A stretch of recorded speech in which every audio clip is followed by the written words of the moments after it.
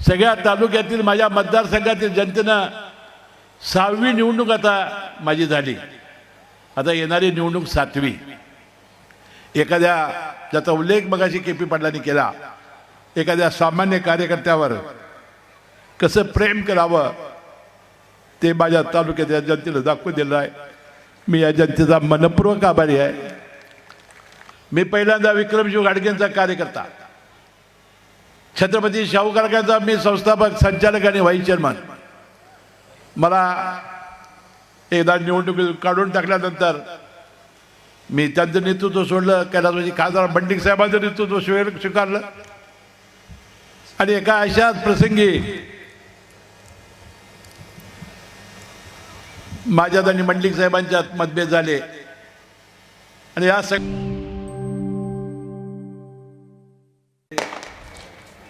राज्याचे लाडके उपमुख्यमंत्री आमचे नेते आदरणीय अजितदादा पवार ज्यांनी हा कार्यक्रम आयोजित केला ते माझे ज्येष्ठ सहकारी युवराज बापू,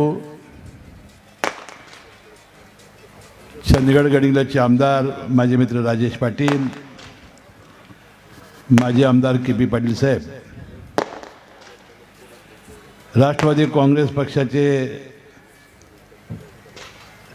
उपाध्यक्ष ए.वाय. पाटील साहेब, राष्ट्रवादी काँग्रेस पक्षाचे जिल्ह्याचे अध्यक्ष बाबासाहेब पाटील आसुर्लेकर, राष्ट्रवादी काँग्रेस पक्षाच्या महिला अध्यक्षा शीतलताई फराकटे, राष्ट्रवादीचे युवक काँग्रेसचे अध्यक्ष नितीन दिंडे, या ठिकाणी बिजली कारखान्याचे उपस्थित असलेले सर्व संचालक, आजरा कारखान्याचे चेअरमन वसंतरावजी धुरे, सर्व संचालक, गडिंग्लज कारखान्याचे संचालक सतीश पाटील, त्यांचे सर्व सहकारी संचालक, मानसिंगराव गायकवाड, जिल्ह्यातून उपस्थित असलेले आमच्या तालुक्यातील सगळे प्रमुख नेते मंडळी, भैयासाहेब माने आणि सर्व आमचे सहकारी, सगळ्यांची नावं जर घेत बसलो तर बराच वेळ लागेल आणि सर्वांना आपल्याला अजितदादांना ऐकायचं आहे. आणि मोठ्या संख्येने उपस्थित असलेल्या माझ्या माता भगिनी, सर्व नागरिक, शेतकरी, तरुण मित्र, पत्रकार बंधू आणि मित्रांनो, आज सकाळपासून वास्तविक सांगाव गावामध्ये कागल तालुक्यातील शेतकऱ्यांचा एक मेळावा घ्यावा हा प्रमुख कार्यक्रम मी ठरवला. अजितदादा काल रात्रीच मुक्कामाला कोल्हापूरला आले आणि सकाळी 6 पासून आम्ही राष्ट्रवादी काँग्रेस पक्षाने जे जे दिलेले कार्यक्रम होते ते सर्व करून न थाकता न क्षणभर विश्रांती घेता ते आता आपल्यासमोर संबोधित करण्यासाठी आलेले आहेत. मी मनपूर्वक त्यांचा आभारी आहे. आणि ज्या भावना शीतलताईंनी आणि विजय काळेंनी आणि भैयासाहेब मानेंनी मांडल्या, के.पी. पाटील कधी कधी माझा शत्रू आहे का मित्र मला कळतच नाही.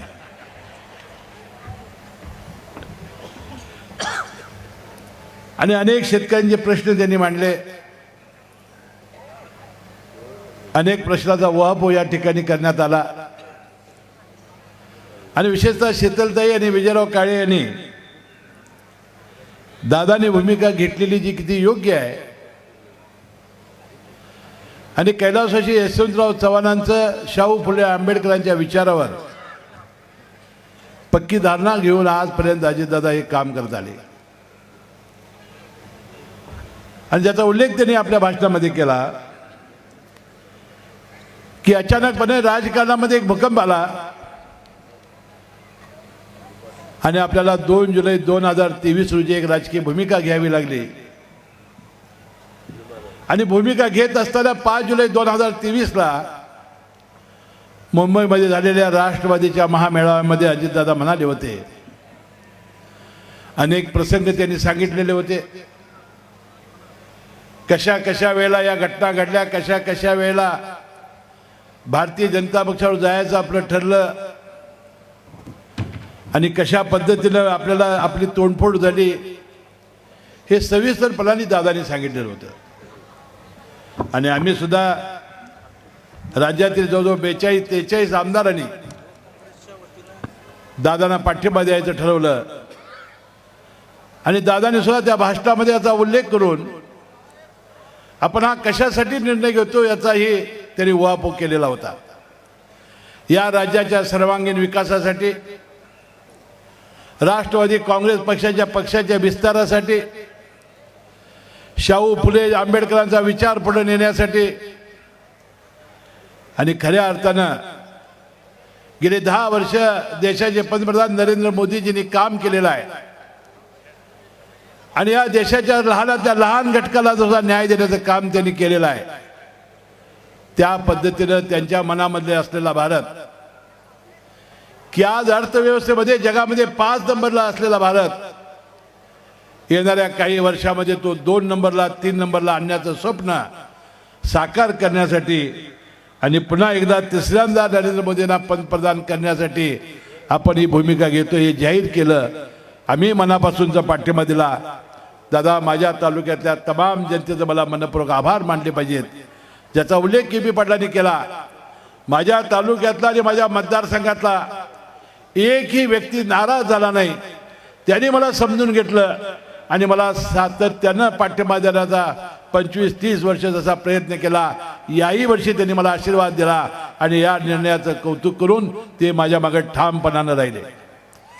जिल्ह्याचा सगळा राष्ट्रवादी पक्ष, काही 2-3 लोक गेले असतील, परंतु संपूर्ण राष्ट्रवादी काँग्रेस पक्ष हा पूर्णपणानं तुमच्या नेतृत्वाच्या मागे राहिला.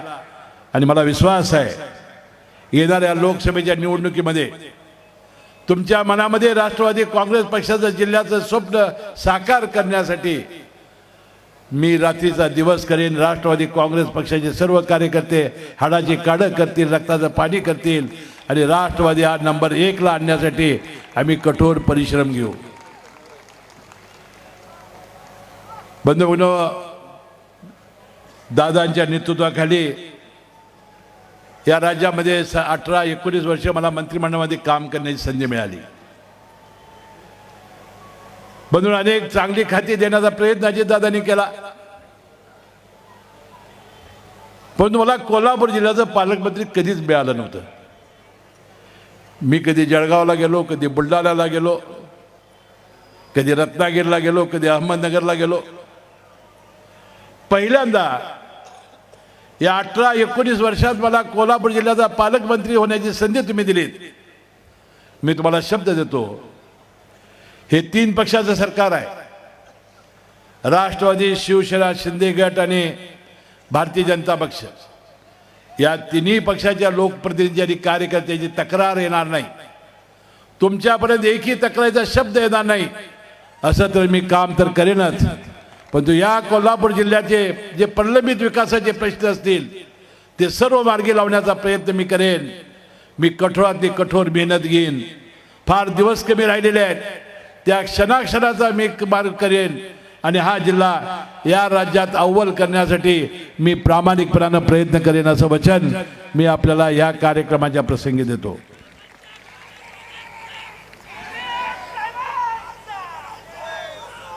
जे प्रश्न आज प्रलंबित आहेत, आज 2 तास दादांनी या जिल्ह्याच्या प्रलंबित कामासाठी, विकास कामासाठी बैठक घेतली. अनेक अधिकाऱ्यांना त्यांनी धारेवर धरलं. बंधू भगिनींनो, फक्त शेतीतच करते असं नाही.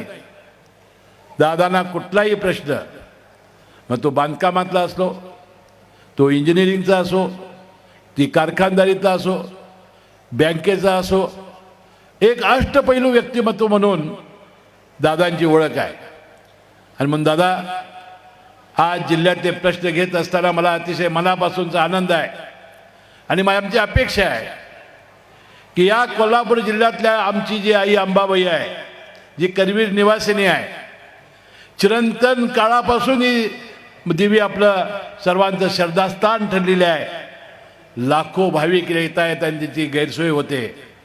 हा अंबाबाईचा आराखडा 1000 कोटीचा येणाऱ्या बजेटमध्ये हा आराखडा मंजूर करावा आणि हे चिरंतन टिकणारं आई अंबाबाईचं मंदिर हे चांगलं सुव्यवस्थित करण्यासाठी, लोकांच्या सगळ्या सोयीसोयी करण्यासाठी आपण आम्हाला मदत करावी.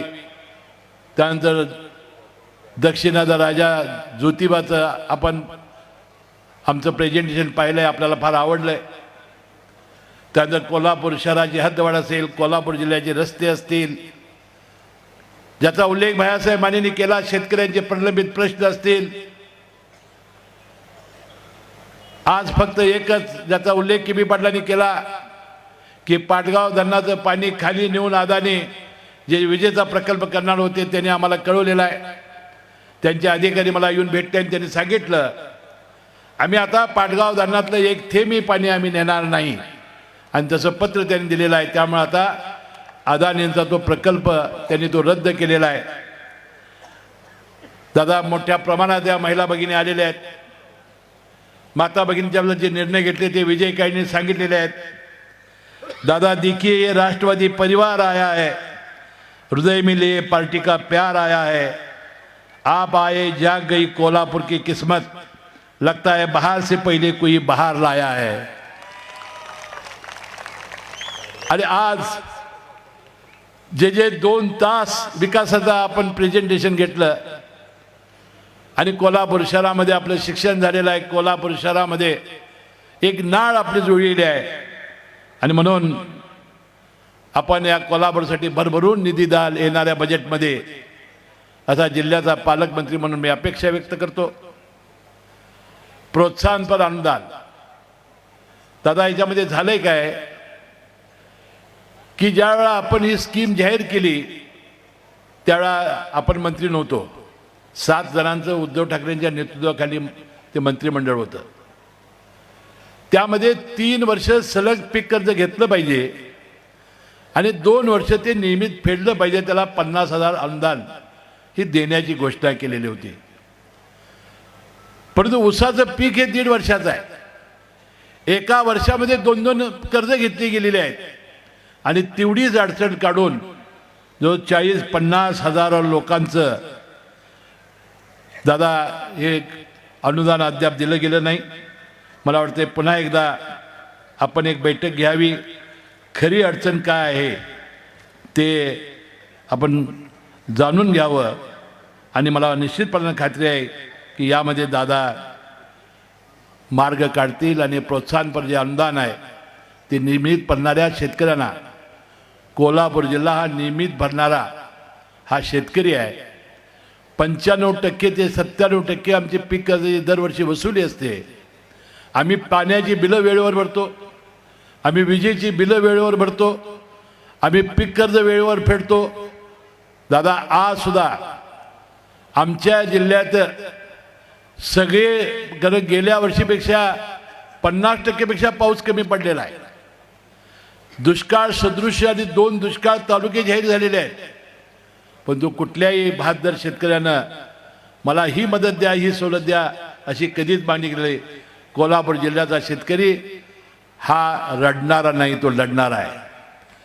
2.5 2 एकर जमिनीमध्ये रात्रंदिवस राबून ऊसाचं पीक असेल, सोयाबीनचं पीक असेल, तो निश्चितपणानं प्रचंड पिकवतो. आणि स्वतःच्या हिमतीवर ज्याचा उल्लेख मगाशी तुम्ही गोकुळमध्ये केला. आणि हा अल्पभूधारक शेतकरी गायी आणि म्हशी पाळतो आणि अतिशय स्वाभिमानानं तो जीवन जगतो. मैं कहाँ दुनिया की ताकत से डरता हूँ, मुझे काम करना है वही काम करता हूँ. आती है जो परेशानी तो उसे आने दो, मैं आपकी ताकत पर हरदम नाज करता हूँ. आणि तुमच्या ताकदीवर अनेक संकट लिलया पेलून आजपर्यंत या संकटातून आपण बाहेर पडलो. तुमचा सगळ्यांचा आशीर्वाद होता.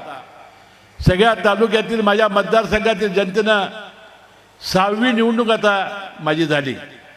आता येणारी निवडणूक 7वी. एखाद्या ज्याचा उल्लेख मगाशी KP पाटलांनी केला, एखाद्या सामान्य कार्यकर्त्यावर कसं प्रेम करावं ते माझ्या तालुक्याच्या जनतेला दाखवून दिलं आहे. मी या जनतेचा मनपूर्वक आभारी आहे. ज्या ज्या संकटाला आणि जी संकट आली राजकीय संकट 2 वेळा माझी आली. मी पहिल्यांदा विक्रमशिव घाडगेंचा कार्यकर्ता, छत्रपती शाहू कारखान्याचा मी संस्थापक, संचालक आणि व्हाईस चेअरमन. मला एकदा निवडणुकीत काढून टाकल्यानंतर मी त्यांचं नेतृत्व सोडलं, कैलासवासी खासदार बंडिंग साहेबांचं नेतृत्व स्वीकारलं. आणि एका अशाच प्रसंगी माझ्यात आणि बंडिंग साहेबांच्यात मतभेद झाले. आणि या सगळ्या काळामध्ये प्रचंड प्रमाणात साथ, ज्याचा उल्लेख के पी पाटलांनी केला, मग ते युवराज पाटील असतील, भैया माने असतील, गणपतराव पराटके असतील, आणि तमाम जनतेनं मला साथ दिली. आणि त्या काळात सुद्धा ते सगळे नेते उलटे गेले तरी सुद्धा ही जनता माझ्यावर राहिली आणि माझ्यासारख्या सामान्य कार्यकर्त्याला सलग 5 वेळा निवडून देण्याची किमया केली. आणि या 25-30 वर्षात सातत्याने जनतेची सेवा करणं, जी मिळालेली सत्ता आहे ती गरिबांच्यासाठी आहे. मिळालेला सत्तेचा फायदा हा गोरगरिबांचा आहे, त्यांचा तो अधिकार आहे. म्हणून रात्रीचा दिवस मी केला. आणि या तालुक्यातली विकासाची कामं असतील, मी अतिशय अभिमानानं सांगेन, ग्रामविकास खातं माझ्याकडे तुम्ही दिलं दादा. 28,000 ग्रामपंचायती होत्या, 532 पंचायत समिती होत्या, 34 जिल्हा परिषदा होत्या, 27-28 कोटीचं ते खातं होतं. म्हणून माझ्या मतदारसंघामध्ये मी त्यावेळी शपथ घेतली. कोण काय म्हणेल याचा मी विचार केला नाही. परंतु 143 गावामध्ये, माझ्या गावामध्ये कधी मतं कमी पडली असतील, कुठल्या जास्त पडली असतील, सरपंच माझा असेल किंवा सरपंच माझा नसेल, परंतु त्या गावातलं एकही काम शिल्लक ठेवायचं नाही या भावनेनं मी कामाला लागलो.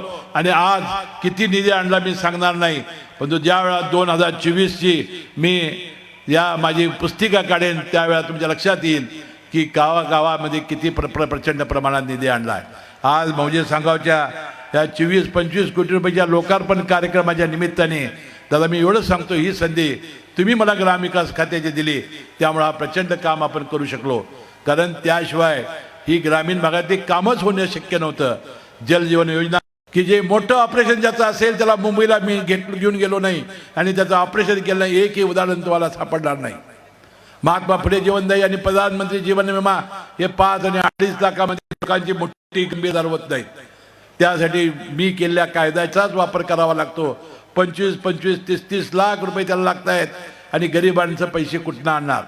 आणि बंधू हे काम तर हयात करतो आपल्या लक्षात आहे. आणि या सगळ्या कामाच्या जोरावर, या विकास कामाच्या जोरावर आजपर्यंत आपण दिलेल्या आशीर्वादावर यापुढे असंच काम करत मी राहीन.